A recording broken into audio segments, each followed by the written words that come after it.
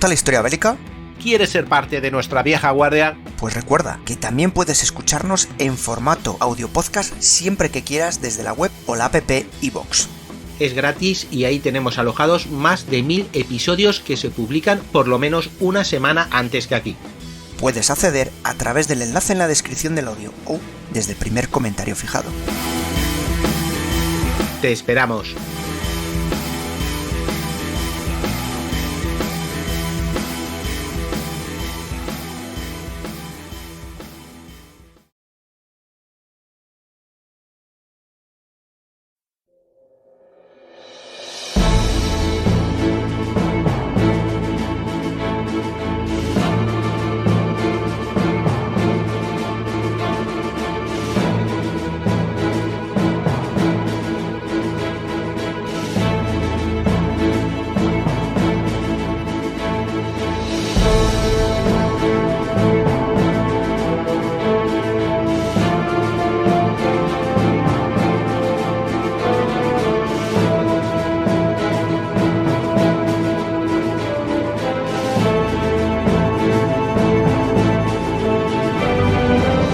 Vieja guardia, estamos en otro episodio de Casus Belli. Como habrás visto en el título, vamos a hablar de estos aviones que volaron con la República contra el bando sublevado, y estamos hablando por supuesto de los Polikarpov I-15 Moscas o I-16 Mosca y los I-15 Chatos. Mosca, que podíamos cambiarlo según los nacionales lo llamaban rata, y según los soviéticos creo que era burro la traducción o algo así. Y bueno, también aprovechamos para presentar a nuestro invitado, que lo tenemos aquí porque ha sacado un libro que ahora nos va a contar. Así que os presento Cristóbal Vergara. Bienvenido a Casus Belli. Hola, ¿qué tal, Dani? Muchas gracias por invitarme al Casus Belli. Pues gracias a ti, porque lo que nos has regalado es un pedazo de libro donde estás hablando de la aviación, no de la aviación republicana, que llega a la República de origen soviético, sino la aviación soviética desde el 35-36 hasta el final de la guerra, es decir, los modelos que lucharon en la Segunda Guerra Mundial. ¿Cómo se te ocurre este libro? Tú eres muy aficionado a la aviación, supongo. Sí, claro. O sea, realmente llevo toda la vida teniendo esta desde adolescente, y ya estoy jubilado. Pues esta pasión. Soy también modelista. He escrito más de un centenar de artículos en revistas de modelismo, y bueno, he ido estudiando, he escrito algún que otro libro más sobre todo tema terrestre también, sobre el arma acorazada soviética. Pero este es mi primer libro en solitario, y en concreto trata sobre la aviación soviética del año 36-41. En verdad, este es un primer volumen al que le seguirá una segunda parte que va, claro, desde 1942 a 1945 con el final del Tercer Reich, ¿no? Si quieres te cuento de qué consta el libro y pues sí, porque yo he dicho hasta el 45, final de la guerra, y me doy cuenta, no, hasta el 41, digo, ostras, qué tocho debe ser si tienes que contar toda la guerra patria. No, claro, ese fue el problema. Se vio que era demasiada historia si se quería contar bien para un único volumen, y este libro, que son ya 350 páginas, va solo desde el año 1936 hasta final de 1940 y primeros meses de 1942, ¿no? Hasta una vez que acaba la contraofensiva soviética en torno a Moscú, ¿no? O sea que en el libro se relata por primera vez en castellano pues el historial operativo de todos los modelos de cazas de esos años, que va desde el 36 a los primeros del 42, y hay fotos, hay planos, hay tablas numéricas con datos, con las principales características, ¿no? Y eso. Pero el libro en absoluto es una mera descripción técnica de los aviones, ¿eh? O sea que lo que yo he querido y primordial y más importante es que se traten todos los aspectos pues en contexto, y cómo se tienen relación unos con otros, y para llegar al desarrollo de de las batallas, ¿no? O sea, por ejemplo, en este libro pues se describen los cazas, el I-15 Chato, el I-15 Bis o I-152, que aquí se llama Super Chato, el I-153 Chaika, que quería decir gaviota, el I-16 Mosca, que es el más importante de toda esta época, se construyeron más de 10.000, con lo cual es el modelo más importante. También se trata del I-185, que fue el último modelo unos prototipos que hizo Policarpo, muy prometedores, pero que aunque se hizo una serie muy corta de 5 aviones y llegaron a entrar en realizar misiones en 1942, no llegó a la fase de producción. Luego, por supuesto, también el MiG-3, que sí es muy importante, la Operación Barbarroja, el Yak-1, también muy importante, que luego evolucionó evidentemente en el siguiente libro evolucionará a otros modelos mucho más capaces, como el Yak-7, Yak-9 y, por supuesto, el Yak-3, ¿no? El Lag-3, el AGF-3 de la Boche, Kuzkov y Gorbunov. Y por último, el P-3, que es la versión de caza del Peljacov 2, ¿no? Es un caza más, es un avión de caza con bastante alcance y desarmado para las operaciones de bombardeo, aunque también las realizó, ¿no? Pero este era bombardero, ¿no? Este era un bimotor, ¿no? Era bimotor, sí, es muy parecido. De hecho, es muy difícil de poder distinguir un P2 de un P3. Y se dicen en el libro, por supuesto, las diferencias, ¿no? O sea, que estos son los modelos de caza, pero, por ejemplo, o sea, aquí hay un pequeño capitulito muy pequeño solo de la creación de las VVS, y las VVS, pues evidentemente son lo que es la RAF para los británicos, la Luftwaffe para los alemanes, la USAF para los norteamericanos, por los soviéticos eran las VVS, que son las Fuerzas Aéreas Soviéticas, ¿no? Pues ese periodo de creación desde la Primera Guerra Mundial hasta los principios de los años 30. Luego el capítulo 1 muy importante, que es la Guerra Civil Española de 1936 o 39, la Guerra Sino-Japonesa de 1937 al periodo de 1939, que fue cuando realizaron la ayuda los soviéticos a los chinos nacionalistas, ¿no? El incidente de Hanjin-Gol en 1939, que fue una guerra declarada y abierta entre Japón y la URSS, que se saldó con una victoria soviética, pero no tanto en el aire. La guerra de invierno contra Finlandia en 1939-1940, que fue un gran parapalo para los soviéticos, que tuvieron grandes pérdidas, ¿no? Y desproporcionadas. Luego ya dentro de la Segunda Guerra Mundial se trata por la Operación Barbarroja, las batallas en la frontera, todo el traslado de la industria que había en la frontera occidental hasta los Urales, la batalla de Kiev, el asedio de Leningrado, la Operación Tifón. Y dentro de la ayuda aliada, pues hay 4 modelos que tienen su importancia, sobre todo estos dos primeros, el Hurricane y el Curtiss P-40, durante el año 1941, y luego otros 2 modelos que se recibieron posteriormente, como fue el Spitfire y sobre todo el P-39 era Cobra, ¿no? Que fue el más importante de todos, lo que tuvo mucho éxito en el frente del este.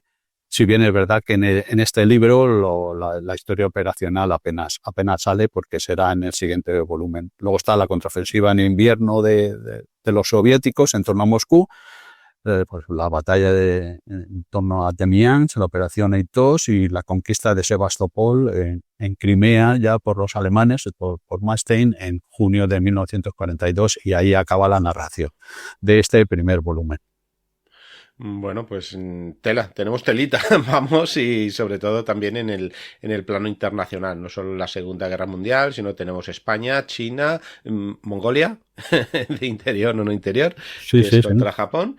Y bueno, pues podríamos empezar con pues cómo realmente cómo nace este avión, ¿no?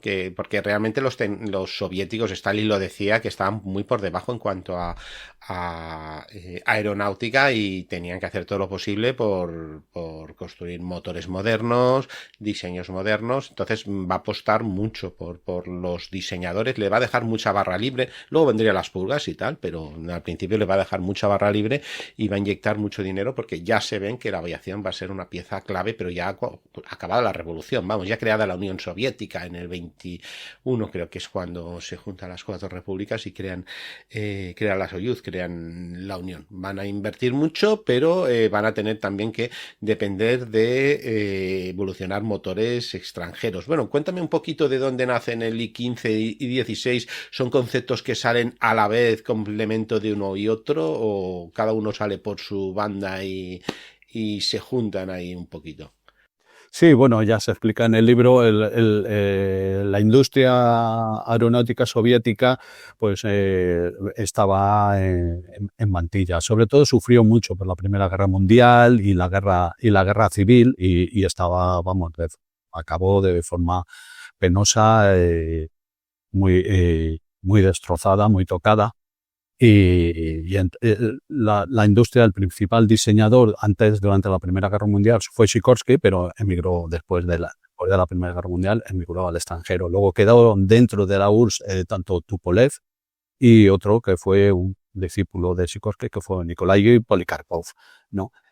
Tupolev se especializó siempre en bombarderos, aviones muy grandes, todo totalmente metálicos, ¿no?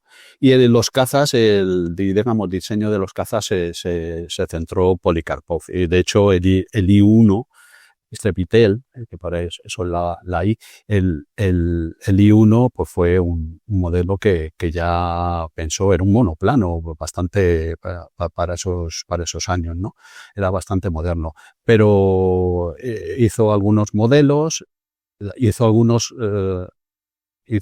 avión. Su primer éxito de Polikarpov fue el U-2, un avión con tubos y tela, muy básico, con un motor muy, muy pequeñito, pero que se estuvo fabricando hasta los años 50, durante toda la Guerra Mundial, y fue todo un éxito. Luego hizo aviones un poquitín más potentes, como el R-5, que ya era un avión ya de reconocimiento, incluso de ataque. Se hizo una versión, el RZ, que era la versión de ataque terrestre, ¿no?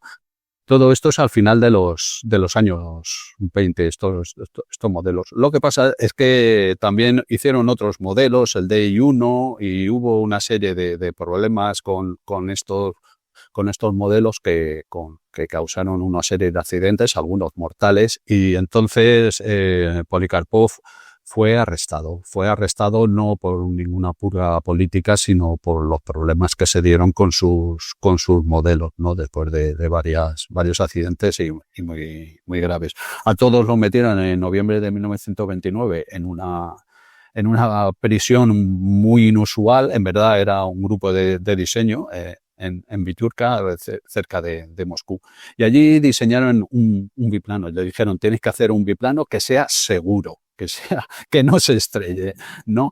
Y hicieron el I-5 en 1932 con mucha, evidentemente, una gran precariedad, porque no les dejaron ni siquiera probar en el SAGI, que era el Instituto Hidrodinámico de la URSS, un instituto muy potente, muy moderno para aquella época, ¿no? Que muy pocos países tenían, ¿no? Era muy grande también. Y no les dejaron, tuvieron que hacerlo, pero bueno, consiguieron hacer, y de hecho fue el primer avión, era un motor con un motor radial. El primero era un motor francés, creo que era un ROM o algo así.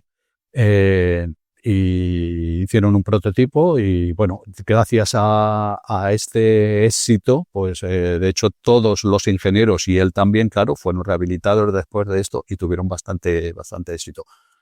Con el I-5, gracias a esto, pues lo que sí hicieron ya fue un avión mucho más potente como el I-15, ¿no? En el que ya modificaron, por ejemplo, tenía un motor ya mucho más potente de 625 caballos, el M25, que es una versión de un ciclón norteamericano, pero hecho con medidas, con milímetros en vez de con pulgadas y con patente, ¿no? Compraron la patente. Y el avión tenía ala de gaviota, que es que, digamos, que está interrumpida en la zona central, ¿no? Es muy bonita y muy estética, ¿no? Tenía 4 ametralladoras, PV-1 de 7,62.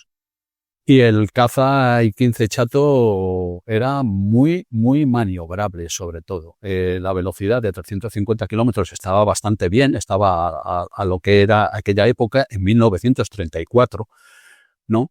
Pero tampoco fue un avión que fuese muy, muy famoso fuera de la Unión Soviética. Se hicieron tan solo 384, ¿no?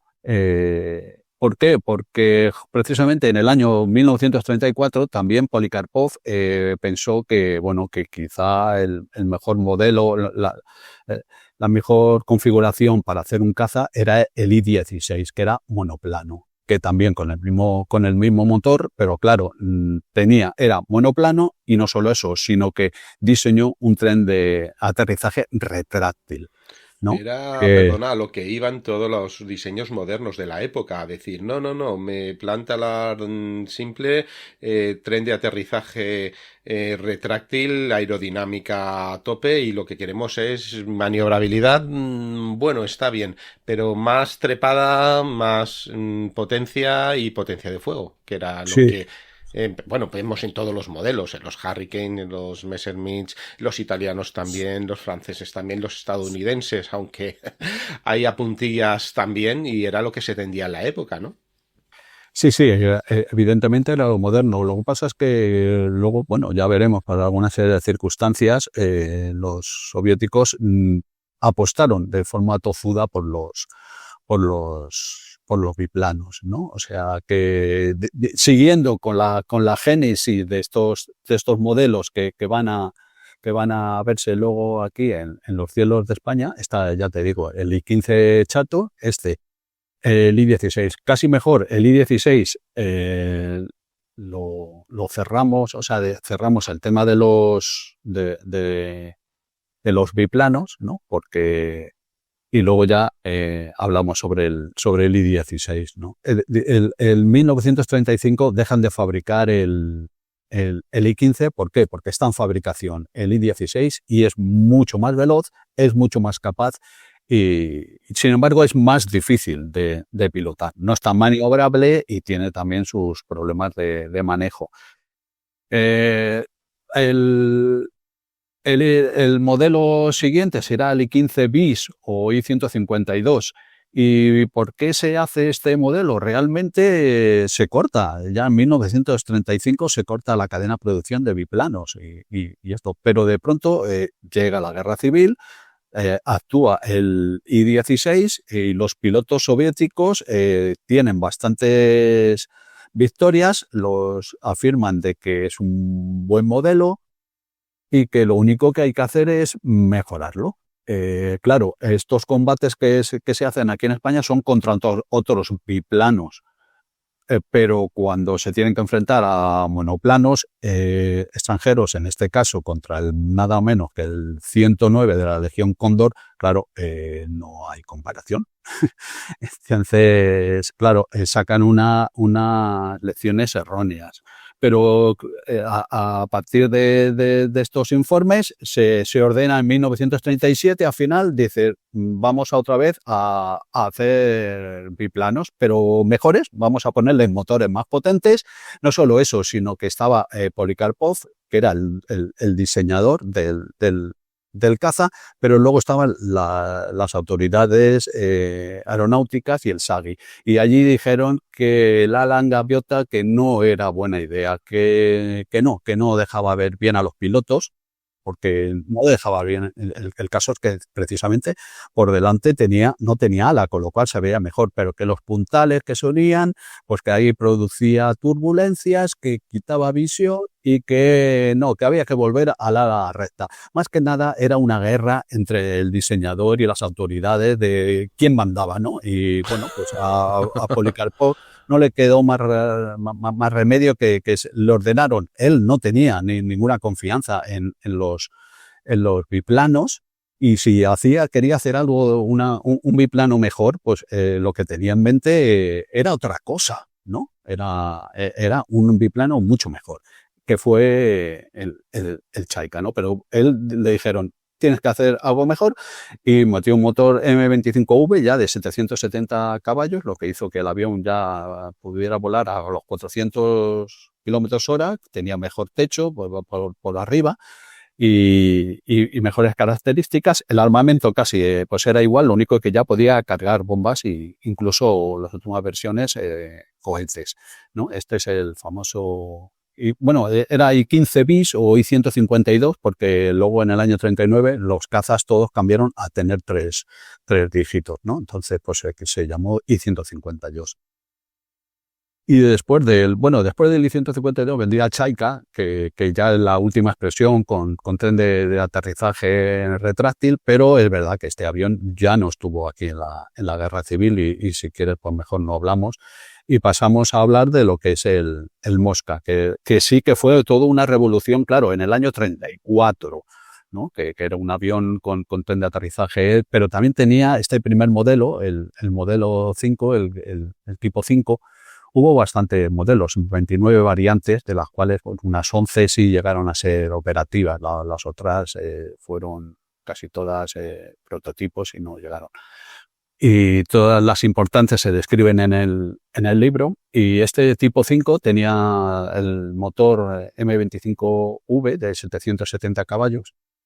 Ese es el posterior, el M25A. Primero sería el Júpiter, creo que era el Júpiter, ¿no? Bajo licencia. ¿El M22 puede ser? No, M25A de 750. M25 son los Wright Cyclone, los 1820, entonces sí, bueno, sí, los que tenía la fábrica y tal. Mejorados de 750 caballos. Podía alcanzar los 456 kilómetros por hora, o sea que eran unos 100 kilómetros más rápido que los biplanos. Sin embargo, tenía solo 2 ametralladoras, además en las alas, lo que siempre ya sabemos que en las alas es menos, tiene menos precisión que sobre el motor. Pero vamos, se fabricaron más de 10.000 unidades en sus diferentes versiones, ¿no? O sea, y el tipo 5 es el que estuvo aquí en la Guerra Civil. Tenía cabina cerrada, lo único que se abría hacia adelante, pero si la echabas para atrás quedaba la cabina cerrada. Luego, sin embargo, se decidió en las versiones posteriores dejar la cabina abierta, ¿no? En el siguiente, que fue el tipo 10 con un M25V, ya 770 caballos, y se aumentó sobre todo la potencia de fuego, que se aumentaron a 4 ametralladoras, ¿no? Ya eran las SCAS que tenían mejores características, eran más rápidas que las PV1. Rusas rápidas las llamaban aquí, creo. Sí, eran muy buenas, sobre todo eran muy rápidas. Incluso luego también en el armamento en las alas, pues, hubo otras versiones que se instalaron cañones, bueno, los primeros aviones que instalaron cañones de 20 milímetros, ¿no? En las alas, 2 cañones, 2 SCAS de 20 milímetros, eso era el tipo 17. Ahí dicen que llegaron algunos aquí a España, pero no llegaron. No llegaron aquí, llegaron solo todos armados con SCAS de 7,62. Ya he dicho que se hicieron unas 10.000 unidades. Si bien es verdad también que la mayor versión fue el UTI-4, o sea, la versión biplaza, la de entrenamiento, porque se necesitaba. Era un avión que era difícil de pilotar y se necesitaba una versión específica de entrenamiento. Se hicieron más de 3.000 de esta versión y era el avión típico de entrenamiento dentro de la Fuerza Aérea. Estaba el U-2, el más básico, y luego ya estaba este UTI-4 que era el que podía eso. Pero vamos, luego después el tipo 24, que fue la versión ya más potente, con un motor M63 de 900 caballos y que el avión ya rozaba los 500 kilómetros, ya 436 kilómetros por hora, ¿no? Fue la más rápida de todas y eso. Claro, estamos hablando ya de un avión que empezó a volar en 1939, ¿no? Aquí no llegó esa versión, ¿no? La máxima que llegó aquí fue el tipo 10. Luego se hicieron otras como el tipo 29, que eran con el mismo motor, pero digamos era un avión más refinado, tenían ya radio, tenían depósitos, podía cargar cohetes, bombas, era un avión más refinado, tenía otra serie de refinamientos técnicos, un control automático de revoluciones del motor y una serie de cosas de mejora, pero con motores radiales de una sola línea ya no se podía hacer nada. Ya si se ponían motores de doble, que aumentaba al doble la potencia y características, pero en el I-16 no, tendrían que ser modelos 9, lo que eso desembocó en el I-180 o I-185, ¿no? O sea, era ya un monoplano nuevo. Pero vamos, estos son los modelos que hubo. Aquí ya hemos dicho que el tipo 5 durante 1936 y luego ya durante 1938 llegó el tipo 10.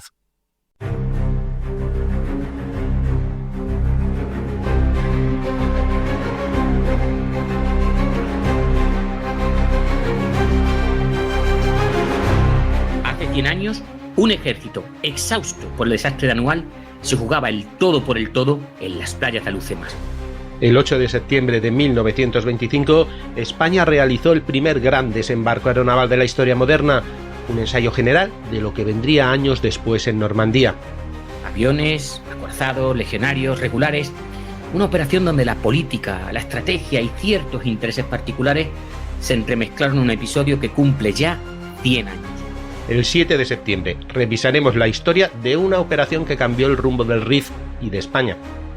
Te esperamos en las playas.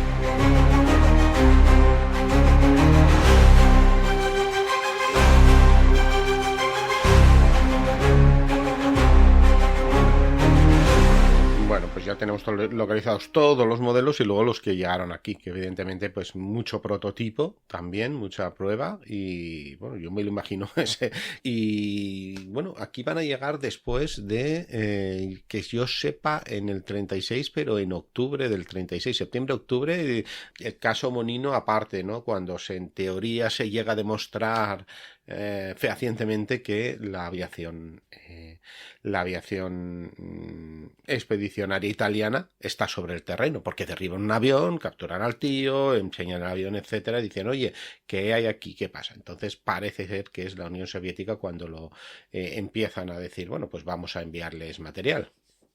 Sí, claro, o sea, vamos a ver, los nacionales, vamos a ver, habían previsto todo esto ya con mucha anticipación. Ten en cuenta que ellos firmaron el contrato con los italianos en junio, antes de ¿Se habían reunido con los alemanes también por esa época, en su momento? No, también? parece ser que no. Parece ser que Hitler no sabía ni quién era Franco, y desconfiaba. Bueno, Italia sí. Italia sí que sí. Bueno, lo cierto es que, o sea, el 18 de julio, evidentemente, Franco se alza junto con todas las tropas de África y logra lo que pasa es que ya sabemos, el golpe no triunfa en las principales capitales de España como Madrid, Barcelona y Valencia, pero sí triunfa en otras, por ejemplo, como Sevilla y Burgos, ¿no? Entonces sí quedan, pues, sobre todo en la zona central de España en mano nacional y una muy pequeña porción en Andalucía, Cádiz y Sevilla, pero bueno, desconectada entre ellas. Y aquí sí que es fundamental el papel de la aviación. Ya te digo, pues por ejemplo, el 30 de julio ya los italianos, la Regia Aeronautica, pues envía desde Cagliari, en Cerdeña, una docena de trimotores que habían comprado, ¿no? De Savoia Marchetti SM-81, aunque solo llegaron 9, pues uno se cayó sobre el mar y otros 2 aterrizaron en el Marruecos francés. Claro, lo que tú dices, aquí aterrizan en Francia, enseguida los franceses pues destapan la noticia, ¿no? de esta ayuda a Franco. No solo eso, sino que ya otros días después ya llegan 3 Junker 52 alemanes, ¿no? Gracias a todo esto, lo que hacen, pues organizar el primer puente aéreo militar, ¿no? de la historia, ¿no? En el que todos estos aviones, es verdad, haciendo una actividad frenética de una ruta de unos 200 kilómetros entre Tetuán y el norte el sur de la península hasta Sevilla y tal, con normalmente unos 4 viajes diarios. Consiguen en apenas un par de meses trasladar 14.000 soldados junto con todos sus suministros, ¿no? a la península, y claro, todo esto hace que el golpe, que en un principio que parecía que había quedado en poca cosa, empiece a prosperar, ¿no? Y claro, y lo que se ve es sobre todo la ayuda que tiene tanto, o sea, que proporcionan tanto Hitler como Mussolini, ¿no? Al gobierno de Franco y tal. Esto, el gobierno de José Giral, pues, reaccionó pidiendo, sí, también ayuda exterior, pero claro, también los 4 países, Francia y Gran Bretaña, y también decían Italia y Alemania firmaron un acuerdo de no intervención en la guerra, en el que también hasta se adhirió también la URSS, ¿no? Pero claro, o sea, viendo cuando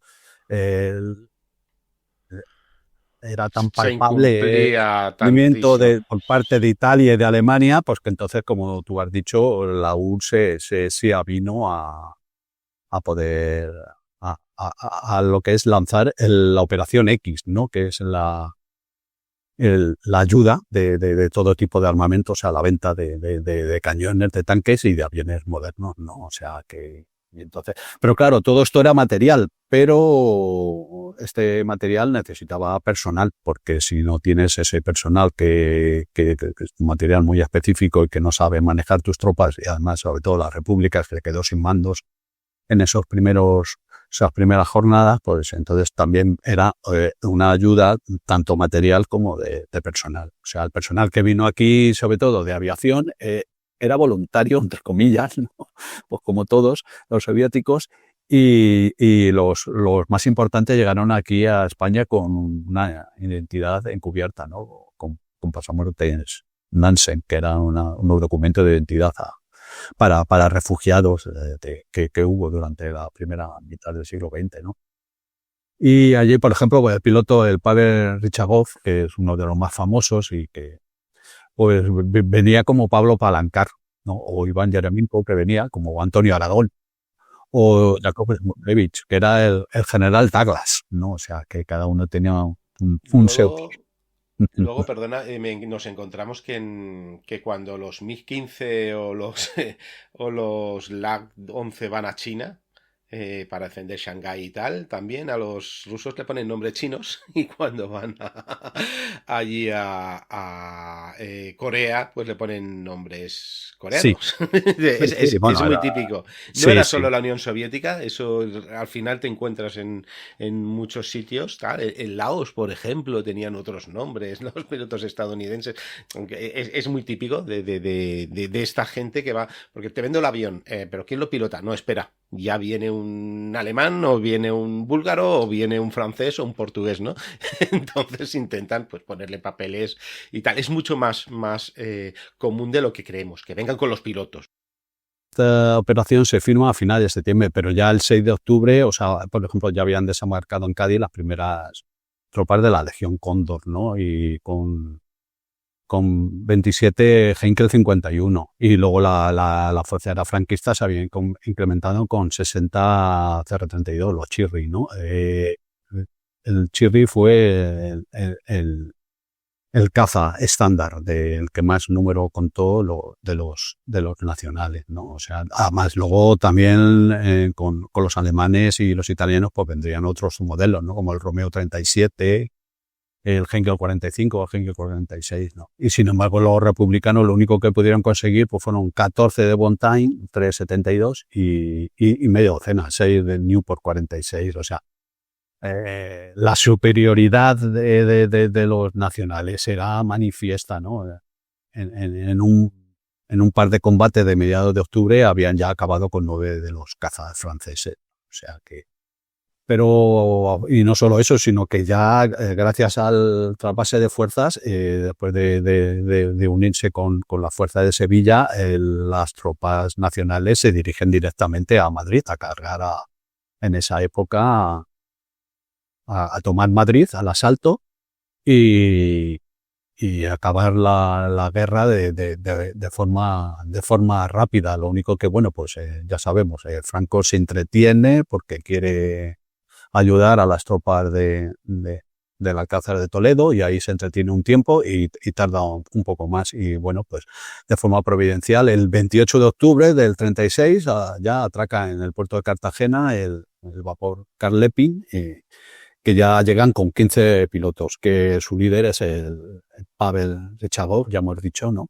Junto con 25 y 15 desmantelados en contenedores, ¿no? Luego también se entregaron otros 15 chatos y 10 pilotos en el norte, en Bilbao, una semana después. El primer lote de I-15 llega también al puerto murciano, aquí a Cartagena, el 3-4 de noviembre, a bordo de los cargueros Kursk y Blagoyev.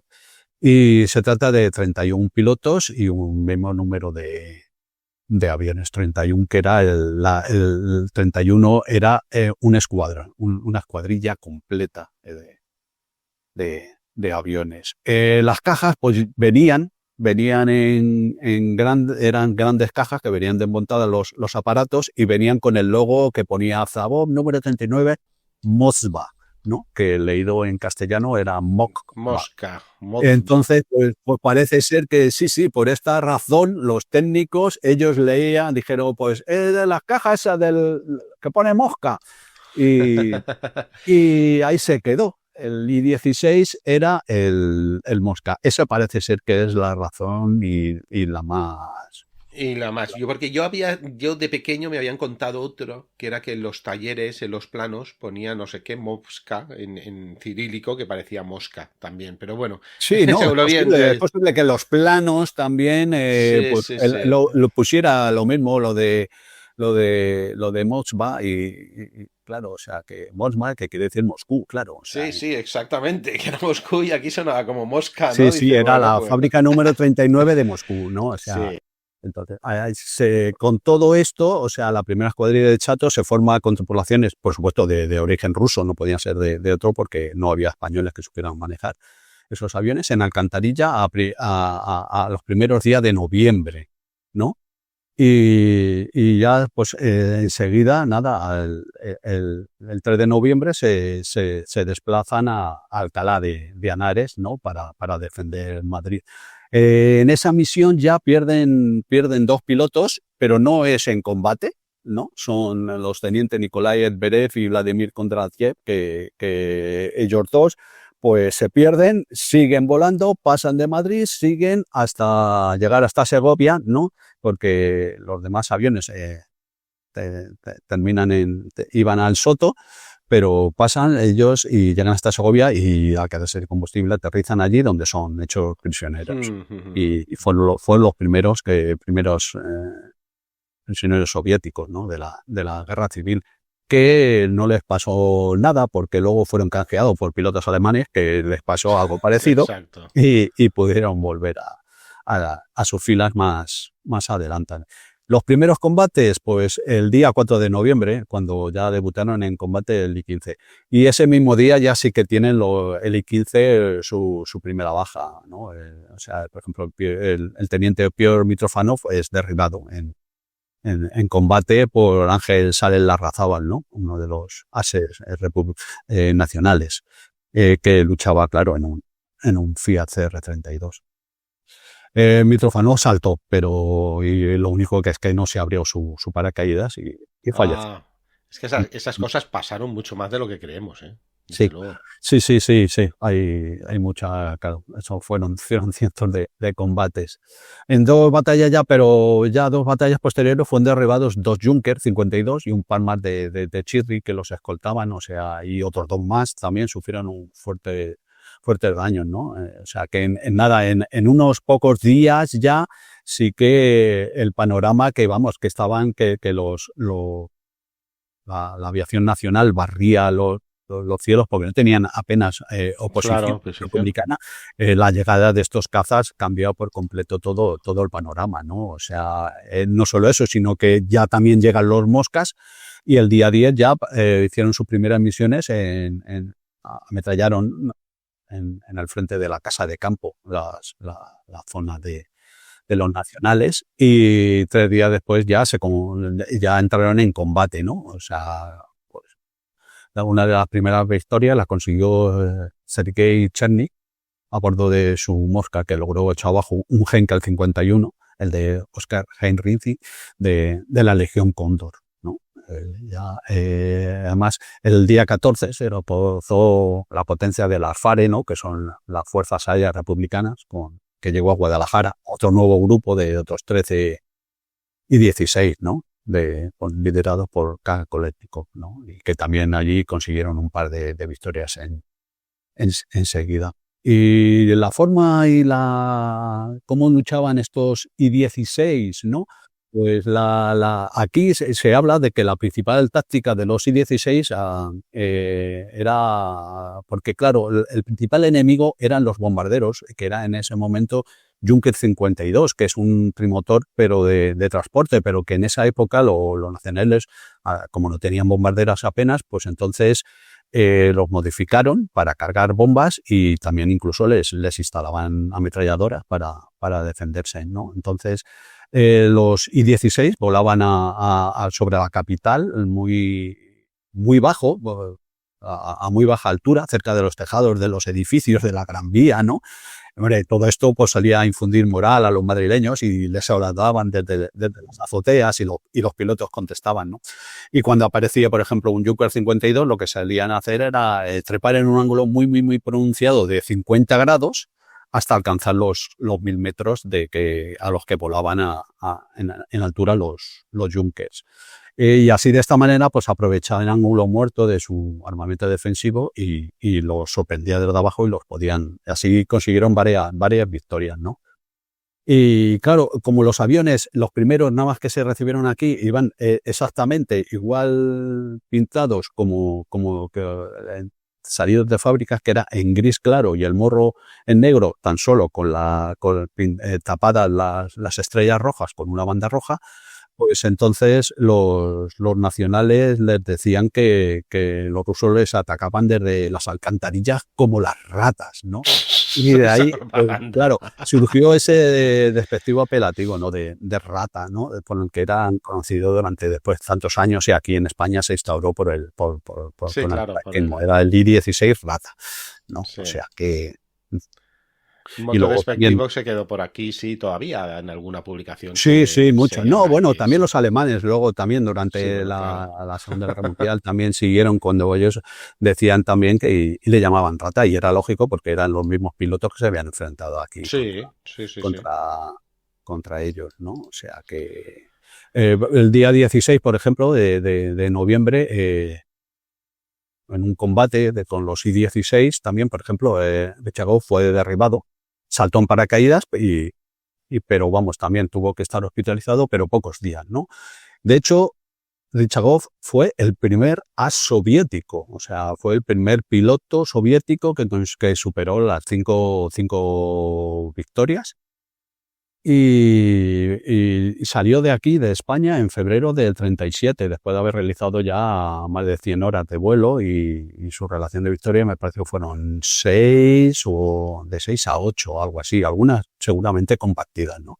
Allí ya recibió el título de héroe de la Unión Soviética y tuvo un meteórico ascenso entre los mandos de la VVS, porque luego siguió actuando en China, también en la Guerra de Invierno, también cada vez con mayor rango, y luego al final, en 1941, llegó a liderar las VVS, ¿no? Fue el comandante en jefe de las VVS, si bien es verdad que fue víctima de las purgas. En octubre de 1941, una vez ya iniciado, fue ejecutado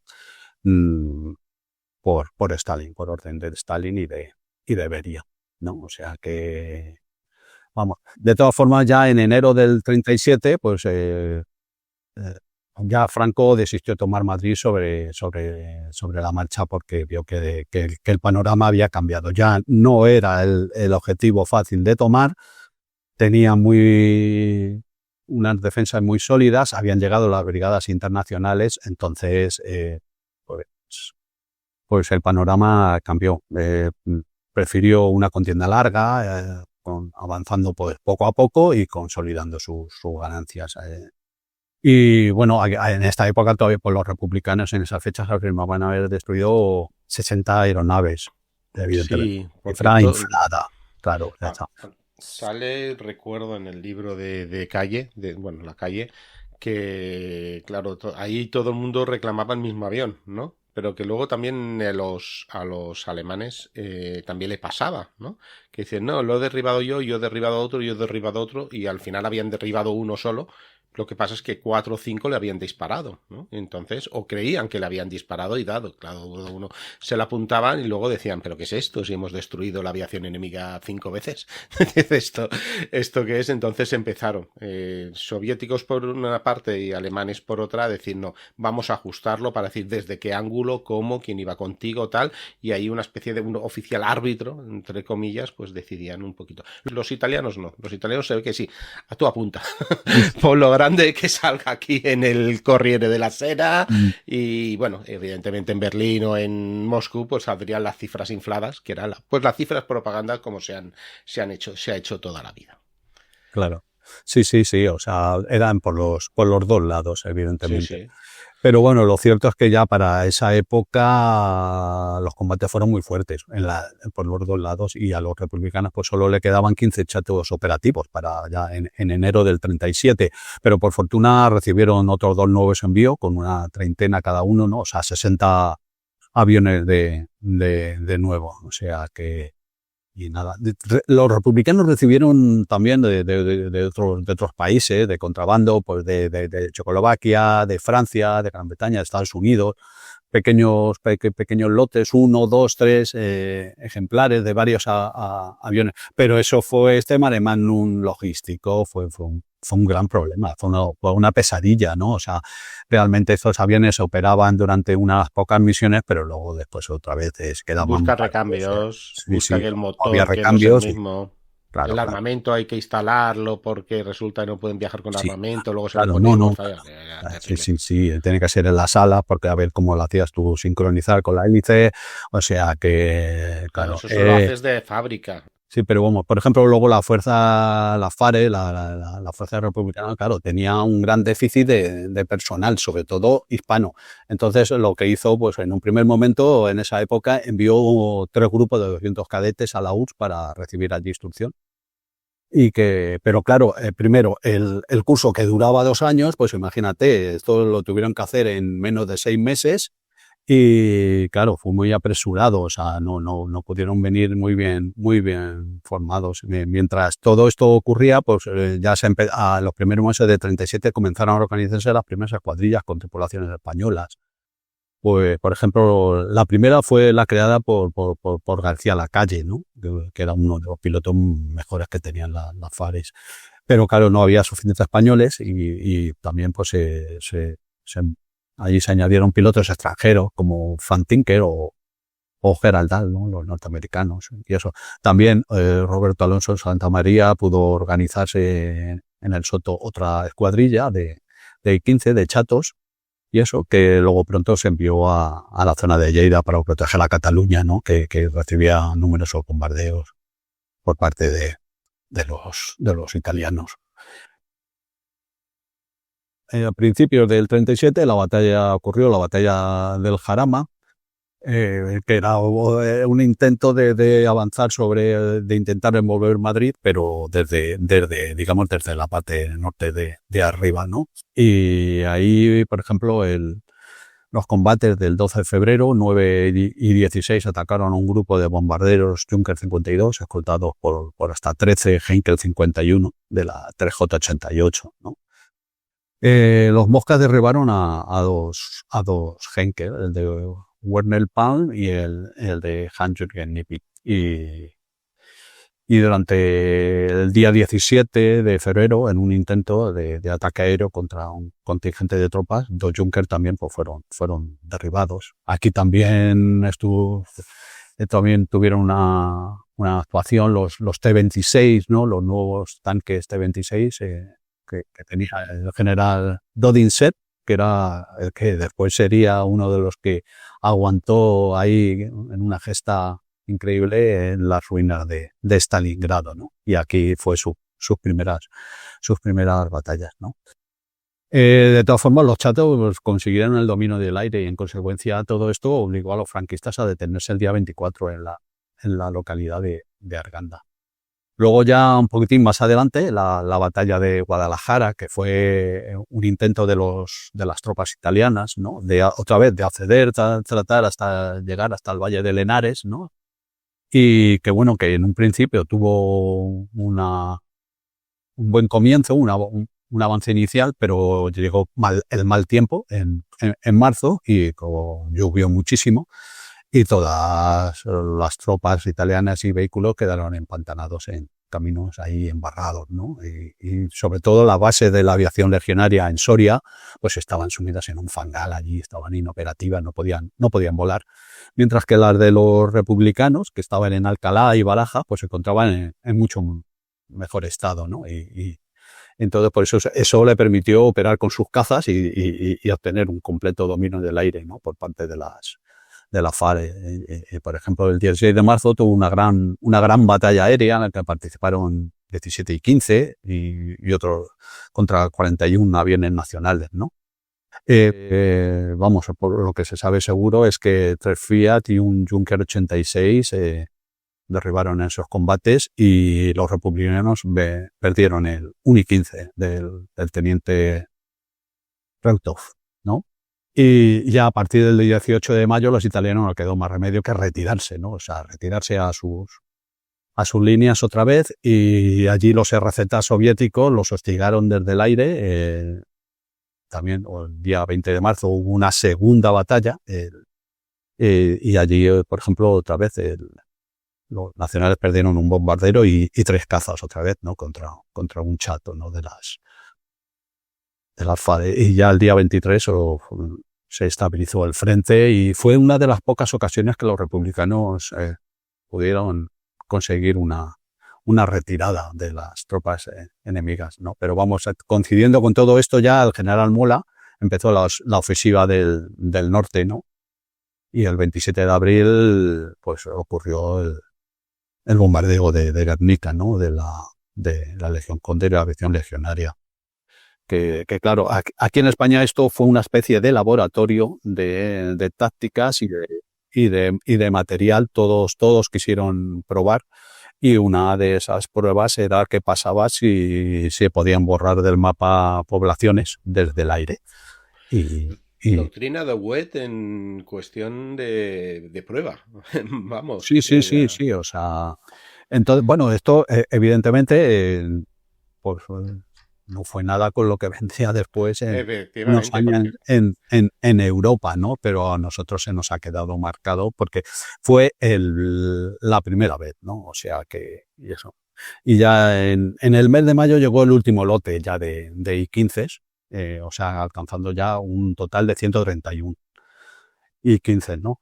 Y se dijo, la República dijo que no quería más chatos, sí más I-16, pero no más chatos. ¿Por qué? Porque había llegado al acuerdo de que se iban a fabricar aquí en España, ¿no? O sea, las instalaciones de casa en Getafe, de Madrid se habían trasladado a la SAP 3 de Reus en Tarragona, ¿no? Y los iban a fabricar, pero esto evidentemente quedó en agua de borrajas. O sea, es que no había ni personal, material, los continuos bombardeos. De los 300 que se quedó, que se quedó con que se iban a fabricar, realmente no se fabricó se fabricaron 60. Luego sí se fabricaron muchas células, pero, o sea, muchas estructuras, lo que es eso, pero no había ni motor, ni ametralladoras, ni instrumentos de vuelo, ni muchos elementos esenciales. Eran estructuras vacías. Algunos dicen que hasta 200 y algo. Yo creo que no. O sea, como mucho llegaron con unas 60 de esas células y materiales de otros aviones que habían sido pues o destruidos en tierra o que habían sufrido accidentes o dañados, se llevaron a reconstruir como mucho otros 60, pero no son aviones nuevos, ¿no?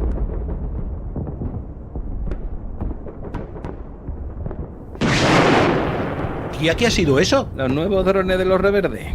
Oye, espero que sea el último, ¿eh? Bueno, nosotros ya hemos cumplido por hoy. Eso, que lo defiendan otros ahora. En la pasada guerra nos endiñaban mejor. Joder, antes pagaban más, ¿eh? Y yo pues pon el casu Belli ese guapo mientras tomamos algo, ¿no? Se me ha agotado la batería. Pon el tuyo mientras lo cargo un poco, anda.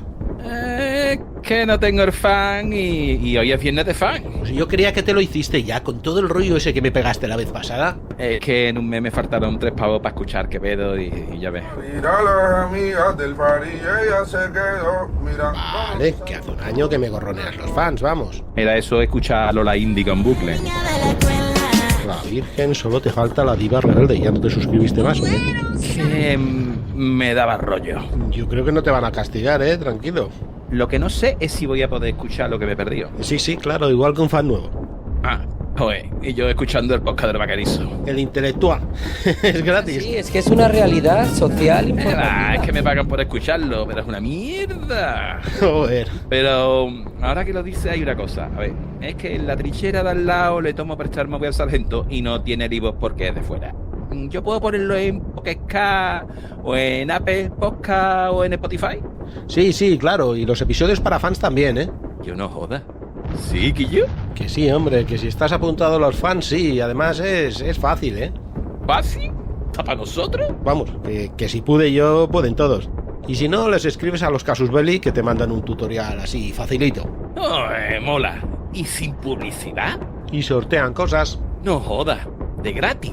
Sí, cada mes, a todos los fans. Juegos de mesa, revistas, videojuegos. Anda, y oye, una cosita. Es que un amigo que era de la vieja guardia... De la primigenia, de aquellos de antes del 2020. Sí, de eso, de los que pagan todavía renta antigua. Que dice que un día le pasó no sé qué con la tarjeta que no podía pagar y se le anuló la suscripción. Eso me pasó a mí, les escribí. Y te mandaron a la mierda.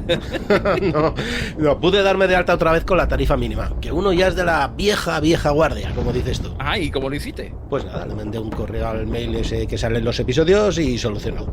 ¿Y siguen teniendo 500 episodios del histórico? Que va. Ve, ya sabía yo que ahí había algo ya. Que no, que ahora son como 1000 y cada viernes el exclusivo, como siempre. Tía, pues me apunto de nuevo. A ver, nombre de usuario, tigretrianero71@gmail.com. Tío, que viene otro dron, vámonos. ¡Ya, su puta madre! Conduce tú, que estoy acabando de inscribirme. ¿Pero ahora? Que llevo muchas pocas atrasadas y luego se me olvida. Venga, suba el Land Rover, va. ¡Que nos matan!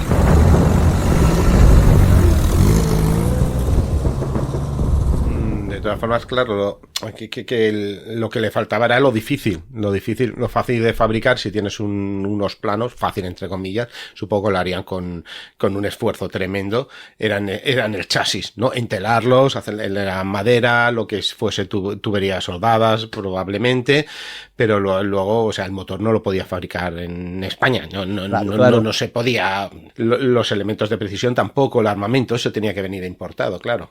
Claro, y eso es lo que vamos a ver, es que mucha gente afirma que fueron 240 y tantos, algo así, y que tal, el director de la fábrica, que la firma tal, pero no hay documentos que avalen, por ejemplo, de que los soviéticos enviaran 300 motores, o 600 ruedas, o 1200 ametralladoras PV-1, ni 300 paneles de instrumentos, porque se necesitaba... No, eso claro. Revoluciones... los colimadores, claro, todas estas cosas de precisión. No hay, entonces... No está avalado por documentos, ¿no? Pero bueno, en julio del 37 se regresó ya la primera promoción de pilotos entrenados de la URSS. De las 4, 3 llegaron, una se quedó allí varada y ya se quedaron para la Segunda Guerra Mundial, no pudieron regresar, ¿no? Pero vamos, de esta primera promoción pues hubo pilotos muy importantes como José María Bravo, Antonio Arias, Francisco Meroño, o Claudín, pero vamos, bastante ya. A principios del 37, de julio del 37, se produjo la batalla de Brunete, que era una ofensiva ideada por los republicanos con el objetivo de embolsar fuerzas del Banco Nacional, que en un principio sorprendió por completo a los franquistas, pero después de conquistar Brunete se atrincheró sin conseguir avanzar hasta Navalcarnero, que era el verdadero objetivo estratégico. O sea que para esta esta ofensiva los republicanos desplegaron 133 aviones, ¿no? O sea, lo que pasa es que los nacionales se lo tomaron muy en serio y reunieron, trajeron refuerzos de la Legión Cóndor y una agrupación aérea con 318 aviones, o sea que dobló, no que doblara una vez y media, ¿no? Superaba a lo que tenían los soviéticos, o sea, bueno, los soviéticos o los republicanos, ¿no? El 8 de julio, o sea, además en esta batalla por primera vez ya estaban los primeros prototipos del Bf-109, ¿no? De hecho, el 8 de julio, el piloto yugoslavo, Boško Petrović, con un I-15, junto con Evgeny Petutkin, afirmaron que entre los dos derribaron un Messerschmitt. Y bueno, pues se ve que por los datos alemanes no fue así. El avión pudo con daños, pudo regresar. Y eso. Y de hecho, 4 días después, Boško, en un combate contra los Chirri, encontró la muerte. Boško Petrović me parece que incluso fue un futbolista de la selección yugoslava o algo. Sí, ya salen por ahí ya. Pero sin embargo, ese día que murió Boško Petrović, Frank Tinker sí que es verdad que acabó derribó un 109B, el tripulado por Guido Jones, ¿no?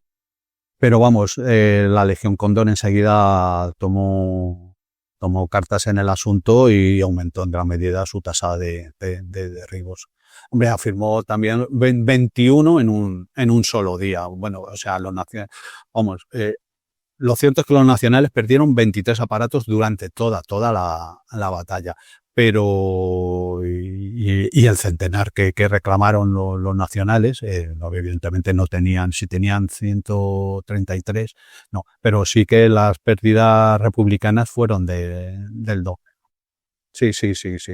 Además, no solo eso, sino que, bueno, pues la batalla de Brunete, pues bueno, finalizó mal para los republicanos y ya el 19 de junio cayó Bilbao o sea, la totalidad del País Vasco, y el día 22 de septiembre ya con la toma de Gijón y Avilés pues desapareció todo el frente norte. O sea, además esto fue una derrota sin paliativos para la FARC, los republicanos perdieron esta campaña en total 43 y 15 y 16 y 16, ¿no? O sea, 16 moscas, ¿no? O sea, fue un varapalo. Tremendo. Y no solo eso, sino estratégico, en el que toda la zona superior de España ya estaba en control de los nacionales.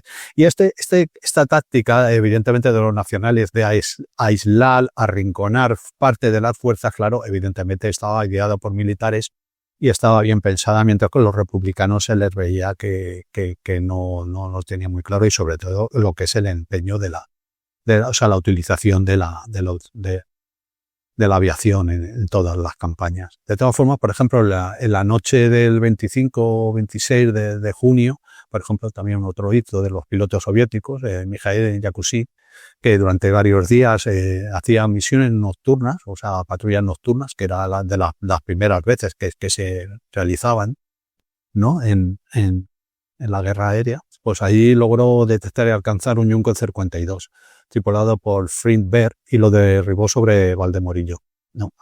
Con varias ráfagas certeras y desde muy corta distancia.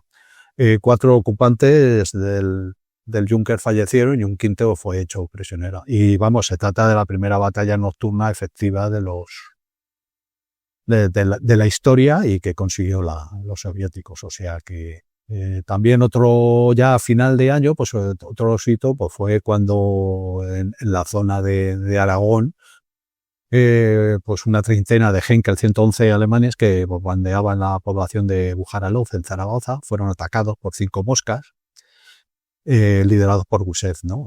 Y el Bf-109, pilotado por Otto Polen, lo dañaron y fue forzado a aterrizar en territorio republicano. Y un par de semanas después, pues también ha ocurrido algo parecido, pero con un grupo de Heinkel 111B, que también los Pedro, que habían despegado del Burgo de Osma, en Soria, para llegar a Barcelona, y iban escoltados por 109, pero vamos, varias escuadrillas de I-16 procedentes de Reus y Valls los interceptaron, y allí Sergei Griseviet logró trabar combate con uno de los Heinkel y alejarle de la formación, y vamos, al final el piloto germano no tuvo que descender bruscamente el bimotor y aterrizó cerca de un río en territorio republicano. Y se vio desde el aire, pues a los ocupantes que intentaron escapar hacia sus líneas, desde el aire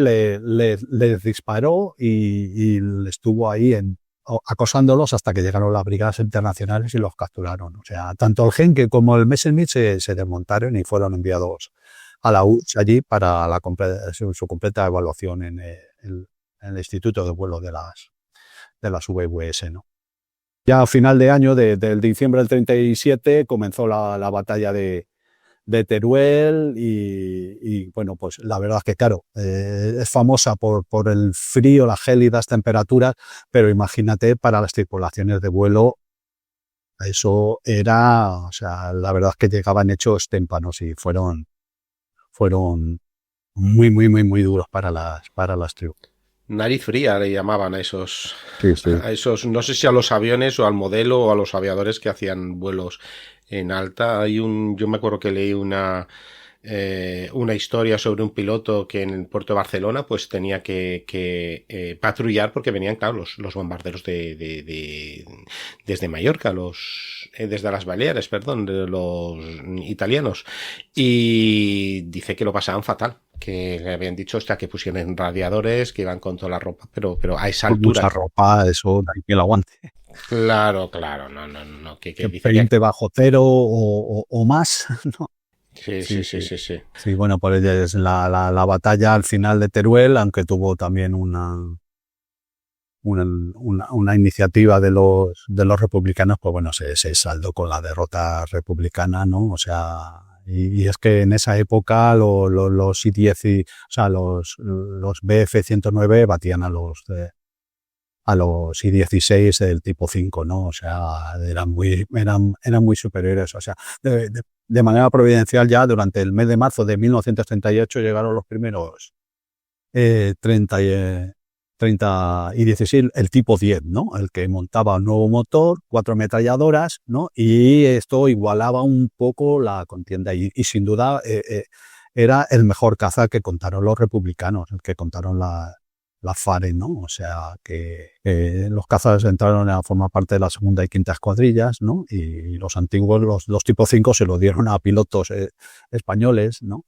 Y además luego también en esa época lograron traer un puñado de motores Wright Cyclone 1820 F3 norteamericanos especializados para grandes alturas, que tenían muy buenas características y que los instalaron en varios moscas y que podían volar más alto que el resto de moscas, con lo cual les daba una gran ventaja, ¿no? Pero vamos, ya lo que no se pudo impedir es que el 15 de abril del 38 los nacionales llegaron ya al Mediterráneo, ocuparon Vinaroz y claro, el territorio republicano quedó partido ya en dos, la zona central y el Levante, y luego Cataluña, que quedó aislada y que, vamos, evidentemente era el... No, se veía el fin. Lo único que veían, comentaban, ¿no? Que lo único que veían que la guerra podía estallar en Europa. Entonces, evidentemente, si estallaba la guerra en Europa, vendría ayuda francesa y podían hacer algo. Sí, prolongar la contienda, efectivamente. O sea, yo lo prolongo porque creo, bueno, y a falta al final faltaron 4 o 5 meses, pero vete a saber cómo habría quedado eso. Eso ya es historia ficción. Pero sí, queda la única frontera terrestre con el resto de Europa está en Cataluña, y el resto depende de los barcos que puedan arribar sin ser torpedeados, por decir así, o con peligro de ser torpedeados por otros.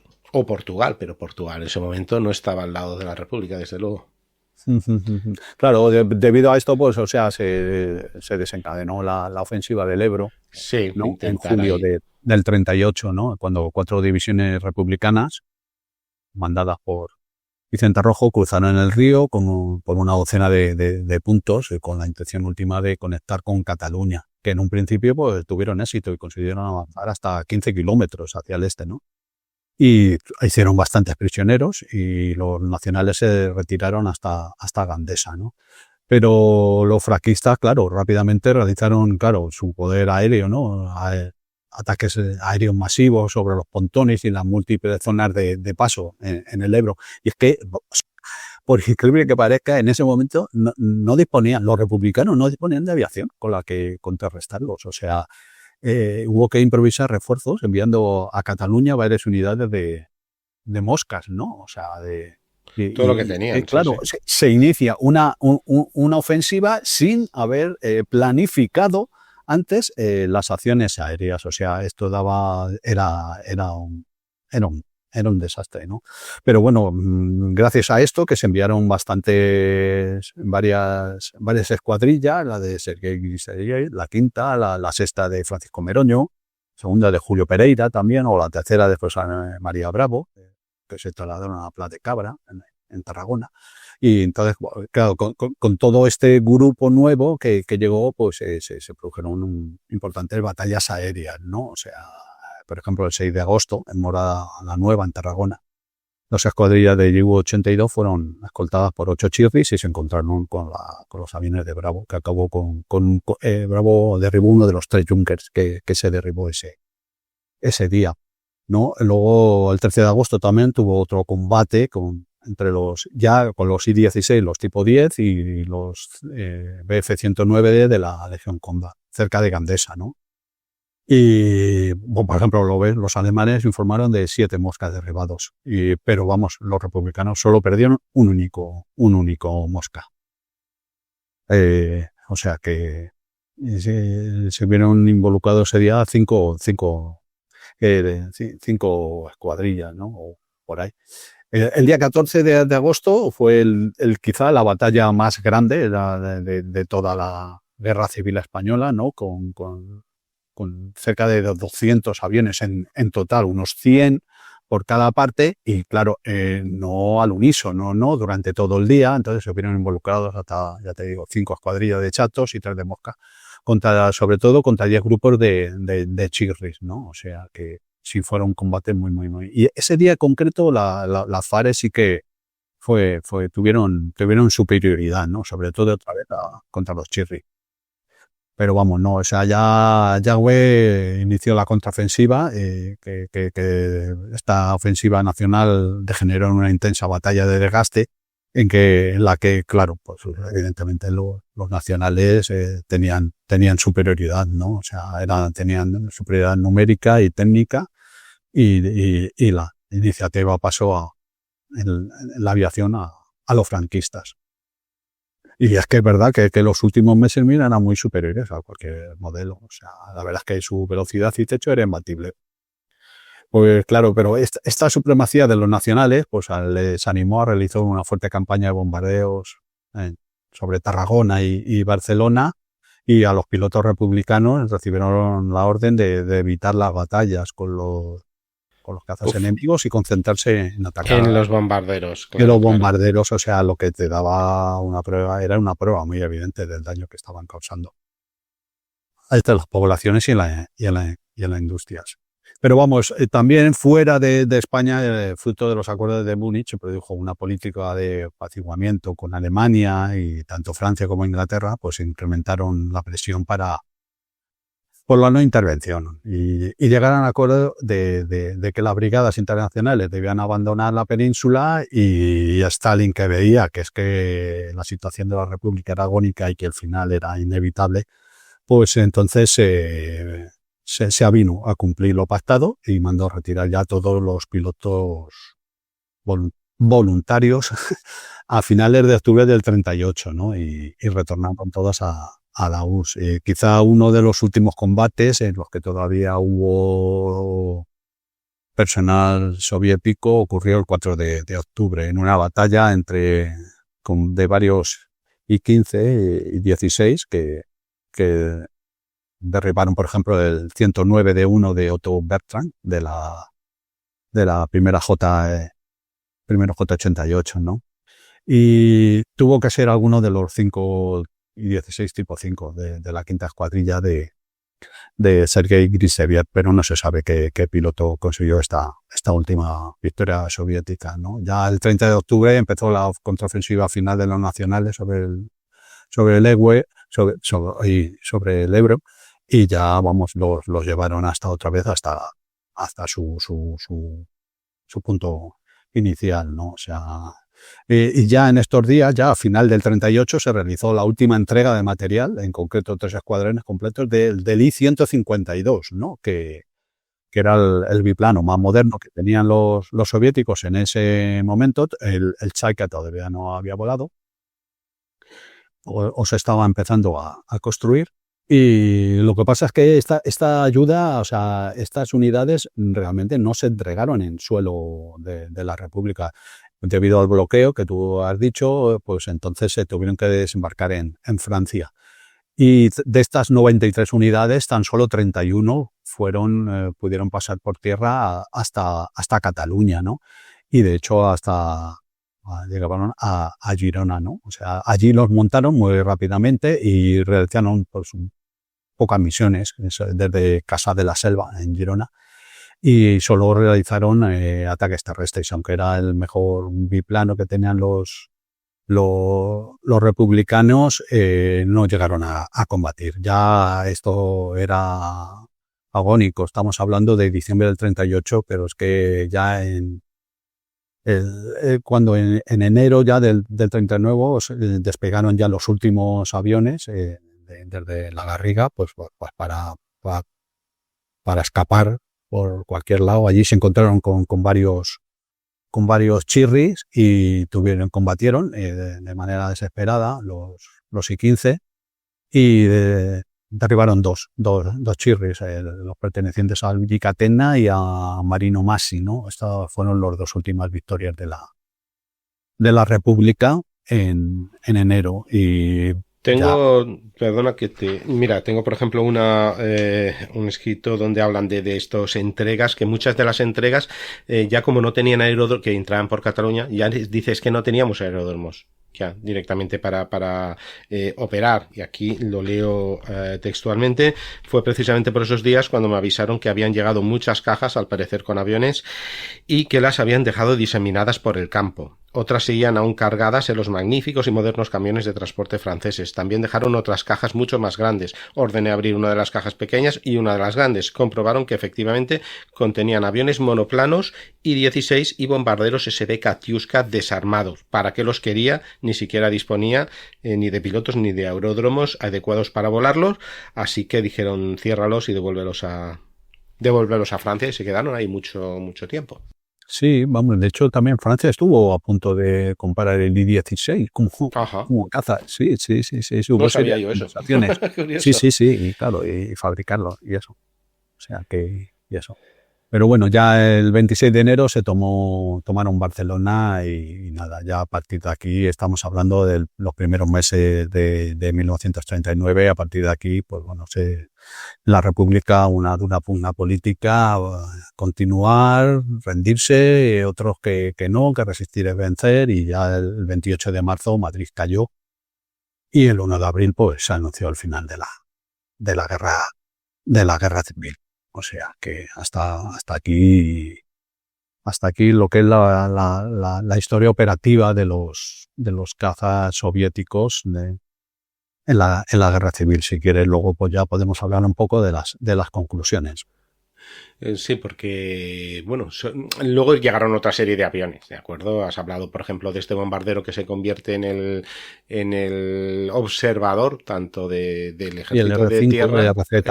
El RZ, sí, como el de la Marina, que es bastante más desconocido, pero sí, la Marina tenía esos observadores y algunos bombarderos rápidos que también eran muy modernos para la época. Sobre todo en el 36 eran muy modernos.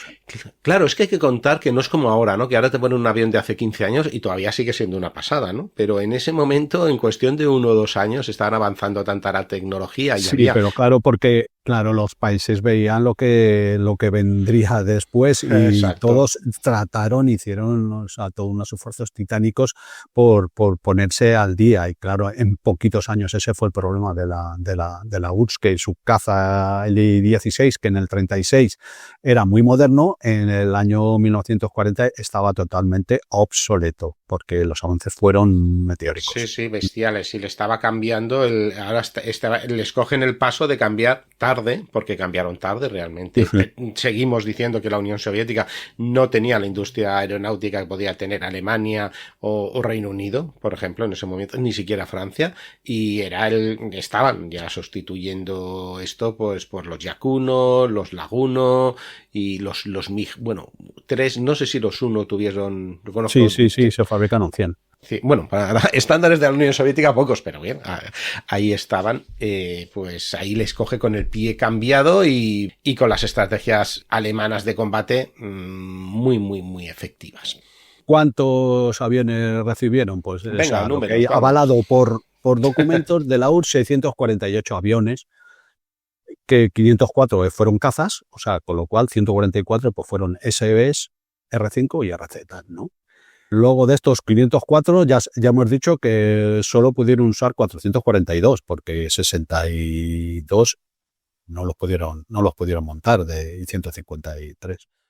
Con lo cual, entonces, el número de aviones en total, el número de cazas que pudo utilizar la República, pues si recibió unos 442 de la URSS, si nos ponemos los que hicieron aquí, el centenar que hicieron aquí, de I-15, los checos, los franceses, máximo de 600, ¿no? O sea, no se superó. El bando sublevado, o sea, los franquistas recibieron 677 cazas, y porque la ayuda alemana fueron de 600 aparatos y la italiana de 758, o sea, 1.277, comparado con los 648 de la URSS, pues evidentemente la dobló, o sea, y además, sobre todo que luego la ayuda alemana, por ejemplo, era muy, muy, muy, muy moderna, mucho más moderna que la soviética, ¿no?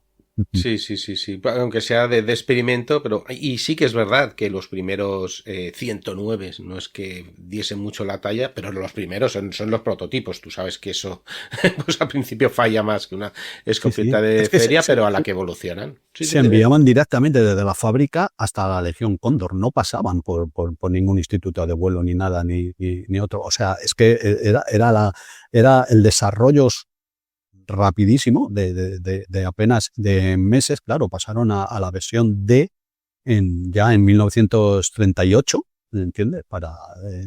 Ya estaban con que era tripala. Sí, la Dora era ya un avión muy en condiciones. De hecho, todavía estaba en algunos frentes al inicio de la Segunda Guerra. Vamos, en Polonia volaron Doras también. Sí. Sí, por ejemplo, bueno, pues aquí los rusos, claro, también, por ejemplo, pues sacaron las conclusiones demasiado pronto, ¿no?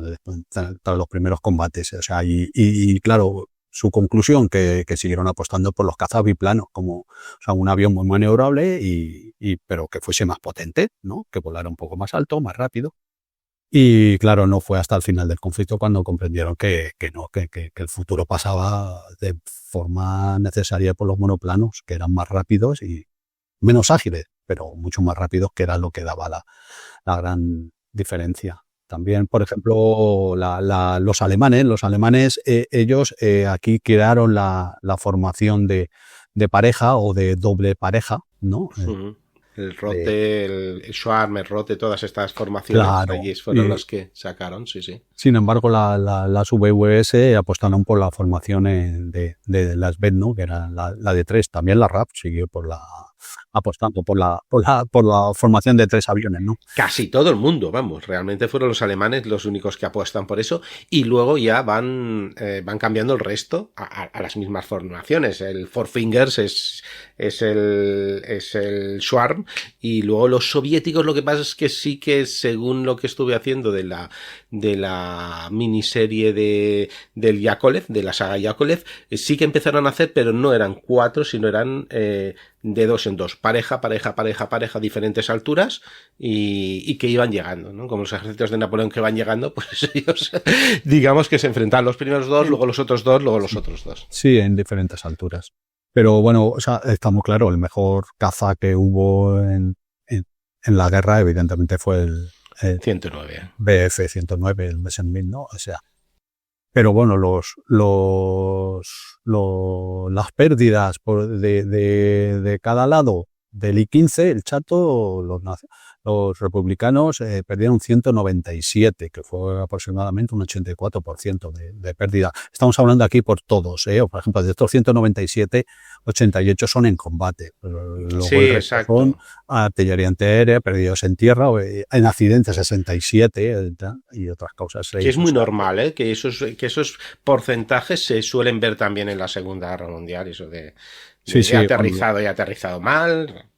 Los accidentes es normalmente, algunas veces, el mayor índice, ¿no? O sea, del I-16 moscas perdieron 187, que lo que supone un 66% de pérdidas. Es lógico, porque los republicanos perdieron la guerra. Pero, por ejemplo, los nacionales, el Fiat, el CR-32, el Chirri, perdieron 175, muy similares también el número con respecto a los republicanos, ¿no? En el que perdieron 99 fueron en combate, ¿no? El del Henkel 51, que sí que se demostró que fue un avión, era más potente que el Chato, pero sin embargo era más pesado y por lo tanto tenía menos aceleración, tenía menos velocidad punta y sobre todo menos maniobrabilidad. De hecho, el Henkel 51, después de los primeros combates en 1936 y primero de 37, quedó relegado a ataque terrestre, ¿no? Por eso enviaron sobre todo los Bf-109. 109 se perdieron 40 durante toda la guerra. La Legión Condor perdió 118 en combate y otros 16 en accidentes, y luego pues por otras causas, por la artillería aérea, o también perdidos en tierra. O sea que ya. Pues el comportamiento de los cazas, pues bueno, pues mira, el Mosca era un poco más lento que el CR-32, pero vamos, sobre todo su capacidad de giro, que es la capacidad de poder hacer el giro en 8 segundos, era inigualable, ¿no? Y tenía una potencia de fuego muy similar también a la del Chirri. Y en combate frontal, 1 a 1, ¿no? El Chirri pues era inferior, tenía deficiencias, ¿no? Porque mostraba todo el radiador en el frente, y la verdad que 1 o 2 balas en el radiador te condenaba a que más tarde el motor se te quemaba, ¿no? Claro. Y era muy, muy vulnerable. Sin embargo, el Chato, que no tenía, claro, radiador, que iban refrigerados por aire, podía seguir volando con algún cilindro dañado. No había ese problema, ¿no? Y bueno, ya hemos dicho que contra el I-15, o sea, contra el Henkel 51 fue superior, o sea, tanto en velocidad como en otras características. También es claro, se le compara al I-15 con el Bf-109, ¿no?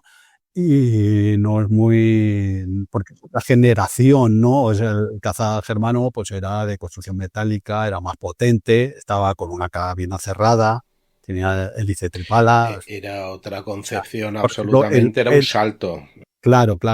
El I-16, el tipo 10, pues igualaba en algo el duelo, aunque también era más lento. O sea, por ejemplo, comparado la última versión del 109, el D, comparado con el I-15 tipo 5, era 100 kilómetros más rápido, ¿no? Con el tipo 10 era unos 60 kilómetros más más lento sí, el Mosca, ¿no? Quiero suponer que la trepada también sería mayor, que el techo incluso sería mayor, claro, ¿no? Ya es dentro de los aviones modernos, que el I-16 era de los aviones modernos, ¿no? Pues no aviones modernos en esa época, me refiero a un monoplaza de cabina cerrada con tren de aterrizaje retráctil, monoplano, por supuesto, con más armamento de 2 ametralladoras, que era lo típico, pues era de los primeritos, claro, y ahí pues se quedaba y pasaba ahí a otros que, no sé, yo comparo el 109 más con un Hurricane, entre un Hurricane y un Spitfire para quedarnos ahí, pero bueno, lo que primaba también en el 109 era, aparte de ser moderno, es que era muy ligero, porque estaba todo muy prefabricado y de construcción barata, que era lo que que era lo que necesitaban en ese momento los alemanes, y les salió muy bien, pero ya había una diferencia altísima en prestaciones, supongo que estamos de acuerdo, vamos.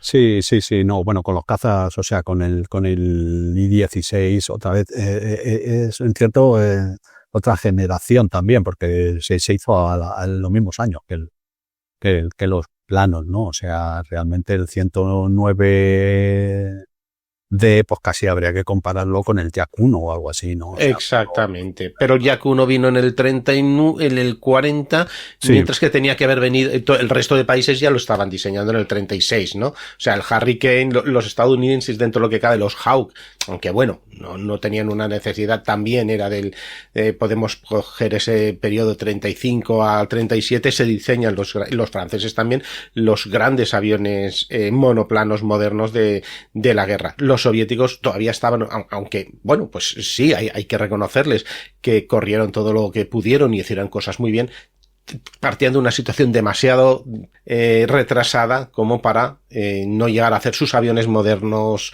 de la Segunda Guerra, digamos, los que reinarían la Segunda Guerra, hasta el año 40, y como tú ya supongo que contarás en el libro, hasta que llegan a la altura de los alemanes, por ejemplo, pues va a tardar mucho tiempo, y a lo mejor hasta el segundo volumen no lo vemos, ¿verdad? Sí, claro, o sea, por ejemplo, el Yak 1 y el AG3 están por detrás sobre todo del 109, el F. Sí. No, estamos hablando del modelo D, pero el F sigue estando igual al E o algo así en características, pero todavía sigue estando por detrás del modelo. Los Friedrich. El único que puede superarlo en algo es el MiG-3, pero a gran altura. A gran altura. Una altura que no le servía de nada, porque a esa gran altura no se daban los combates. Los combates en el frente del este se daban a los 5.000, 6.000 metros, si no me equivoco, por ahí normal. No, mucho más bajo, mucho más bajo. Más bajo. Sí, ajá. Sí, 2.000 hasta 1.000 metros. 6.000 son gran altura. Claro, en Europa los bombarderos es otra historia. En el resto de Europa, claro. Sí, bueno, pero eso es por lo que me explicaron los rusos, era más por la climatología y eso, que siempre está lleno de nubes, que también atmosféricamente era diferente, y que me contaron además la anécdota que por la ley de préstamo y arrendo le dejaron Thunderbolts, pero dijeron, ¿qué hacemos con esto? Dice, bueno, pues las ciudades, por si hay bombarderos a gran altura cuando hay buen tiempo. Dice, pero que no tuvieron ni un solo combate. Dice, porque ahí a esas alturas los Thunderbolts lo hicieron súper tarde, a partir de 1944. Sí. No, tampoco le gustó mucho el Thunderbolt, o sea, le pareció un avión gigantesco. Es que era gigantesco para la época. Pero no desvelemos nada del segundo volumen. Nada, eso lo dejamos cuando lo escriba, porque vendrán también los Airacobra, que son muy queridos, pero bueno, eso ya haremos más episodios, Cristóbal, donde podemos hablar de estas cosas. Y eso te digo, que no solo acabemos aquí, que tu libro tiene más cosas interesantes, y por ejemplo la aviación en Barbarroja, aunque ya hemos hecho algún episodio, pero en Barbarroja, en Leningrado, en la batalla de Moscú, pues sigue siendo interesante, y el desarrollo de estos primeros aviones soviéticos modernos durante justo antes de la guerra y durante la guerra, pues yo creo que es un tema interesante para tratar aquí en Casus Belli. Recordar que el libro de Cristóbal, los aviones de caza soviéticos del 39 al 40, que no me equivoqué, al 41, ¿no? al 41. De 36 al 41, pues lo tenéis de HRM Ediciones. Lo podéis pedir en una librería y eso tarda 2 días, que no hay problema. Siempre recomendamos librería de proximidad, que es la que te acercas, pasas, ves más libros, hablas con... Tiene buena distribución. Algunas está en las estanterías. Sí, ahora lo podéis encontrar y también tenéis, por si acaso, hay muchos que prefieren comprarlo desde casa, oye, pues vamos a poner, como siempre, la dirección del libro de la editorial, en este caso HRM Ediciones, que además en HRM sabéis que Sau tiene varios traducidos por él, por eso es conocido en esta casa. Pues nada más, Cristóbal, te esperamos en próximos episodios. Pues aquí estoy disponible a lo que me mando de Casus Belli y lo que me mandes tú, Dani, por supuesto. Muchísimas gracias. Pues un abrazo y a vosotros, pues nada, dadles un like, como yo insisto mucho en los likes, pero es que nos da mucha visibilidad el famoso algoritmo, y ya si queréis un poquito más, pues no os tengo que explicar el tema de cómo haceros fans y apoyar económicamente con esos 3 eurillos mensuales a Casus Belli para escuchar un montón de episodios exclusivos para mecenas como vosotros. Hasta la próxima, esto es Casus Belli.